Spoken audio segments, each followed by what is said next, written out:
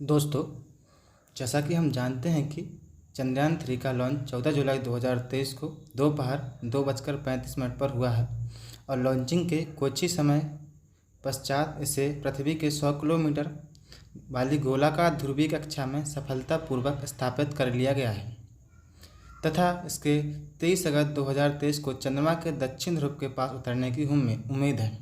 और यदि यह मिशन पूरी तरह सफल होता है तो भारत, अमेरिका, रूस और चाइना के बाद चंद्रमा पर इस प्रकार का मिशन करने वाला भारत चौथा देश होगा, जो भारतीयों के लिए अपने आप में गर्व की बात है।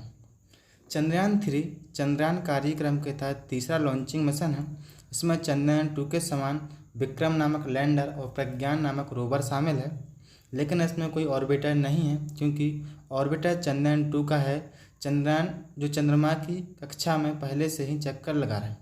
यदि चंद्रयान-3 के उद्देश्यों की बात करें तो चंद्रयान-3 भारत के अंतरिक्ष अनुसंधान कार्यक्रम द्वारा चंद्रमा के आगे की खोजों और अध्ययनों का करना है।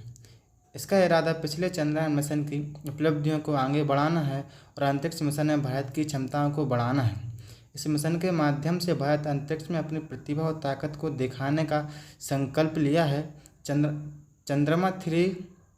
चंद्रयान-3 सफलता से भारत अंतरिक्ष विज्ञान में एक नया इतिहास रचेगा।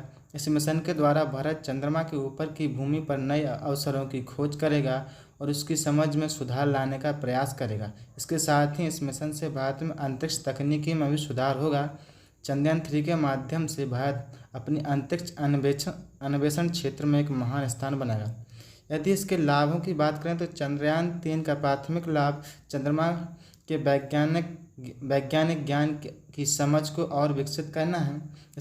इस मिशन के माध्यम से भारत का लक्ष्य महत्वपूर्ण खोजों करना है, जिसमें पानी की खोज एक अहम फैक्टर होगा, क्योंकि भारत पहले ही चंद्रमा पर पानी की उपस्थिति के बारे में पता लगा चुका है। और यदि चंद्रमा की संरचना, भूविज्ञान और अन्य पहलुओं के बारे में वैश्विक विज्ञान समुदाय की समझ में योगदान देना है।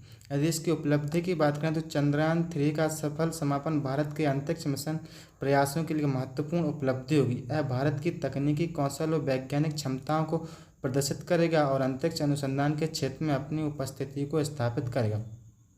जिसके प्रयास की बात करें तो चंद्रयान-3 चंद्रयान-2 मिशन के बाद भारत की अंतरिक्ष एजेंसी का अगला प्रयास है। चंद्रयान-2 मिशन में कुछ तकनीकी चुनौतियों का सामना करना पड़ा, जिसके परिणाम स्वरूप चंद्रमा की सतह पर सफलतापूर्वक लैंडिंग नहीं की जा सकी। चंद्रयान-3 इन्हीं मुद्दों को सुधारने और सफल लैंडिंग हासिल करने का एक प्रयास है।